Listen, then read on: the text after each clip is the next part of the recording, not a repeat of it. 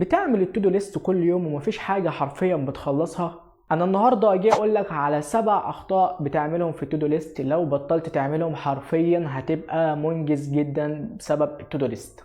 اول خطأ وهو ان انت بتكتب مهام عامة، يعني انت مش بتقول انا هذاكر ايه ولا مادة ايه بالظبط، انت بتكتب ان انا هذاكر وهخرج وهعمل، ولكن ما بتكتبش ان انت هتذاكر ايه بالظبط او المواد اللي انت هتذاكرها، وده طبعا غلط جدا. مخك بيحتاج مهمة واضحة يبقى عارف هو هيعملها ازاي، لكن فكرة ان انت تسيب نفسك كده وخلاص دي حاجة مش كويسة خالص. تاني حاجة بتعملها هو ان انت بتكتب لستة طويلة، بتكتب من 5 ل7 حاجات، وده طبعا غلط جدا. انت المفروض كل يوم تكتب من 5 ل3 حاجات، يعني ما تزودش عن 5 وما تقلش عن 3. الخطأ الثالث وان انت بتدخل الحاجة المهمة في الحاجة المستعجلة. المفروض ان انت تفرز وتبقى عارف ايه المهم اللي انت تخلصه دلوقتي، وايه المهم اللي مش لازم تخلصه دلوقتي، وايه اللي مش مهم خالص ومش مهم تخلصه دلوقتي، فتبدأ ان انت ترتب على المهم واللي ليه الأولوية. رابع خطأ معانا ان انت ما بترتبش المهام من الأصعب للأسهل، بتشتغل بشكل عشوائي، وده غلط جدا. وانت بتبدأ مذاكرة بيبقى عندك طاقة، طبيعي كده اي بني ادم لما بيبدأ في الحاجة بيبقى عنده طاقة، فغلط جدا ان انت تحط في الاول الحاجة السهلة وتبذل فيها طاقتك وفي الاخر ما تلاقيش طاقة للحاجة الاصعب. فالافضل ان انت تحط الحاجة الاصعب اولا ثم الاسهل بالتدريج. خامس حاجة معانا ان انت ما بتحددش وقت معين، وانا مش قصدي بالوقت المعين ان انت تقول انا هخلصها في ربع ساعة، انا هخلصها في نص ساعة، لا، قصدي ان انت تحدد فترات معقولة تبقى انت عارف نفسك هتخلص دي في حدود قد ايه، وتعمل تقدير للوقت اللي هتخلصه فيها.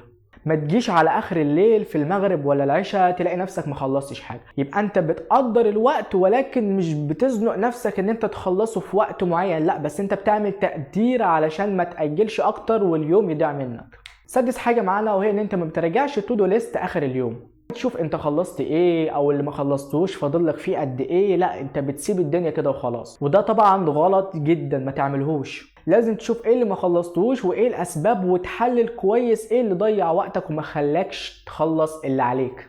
الخطأ السابع واللي كتير منكم بيعملوا ان انتوا بتجلدوا في ذاتكم لو ما حققتوش اللي انتوا كاتبينه في التودو ليست، وده طبعا غلط. طبيعي ان احنا ما نخلصش كل حاجة، وعشان كده انا قلت لك تحط من 3 ل5. موضوع جلد الذات ده حرفيا هينهي عليك، ومفيش مشكلة لو انت اخر اليوم كافئت نفسك. يبقى انت كده عرفت معايا هتعمل ايه من اول اليوم لاخر اليوم، وايه الاخطاء اللي تتجنبها علشان ما تفشلش في التودو ليست بتاعتك.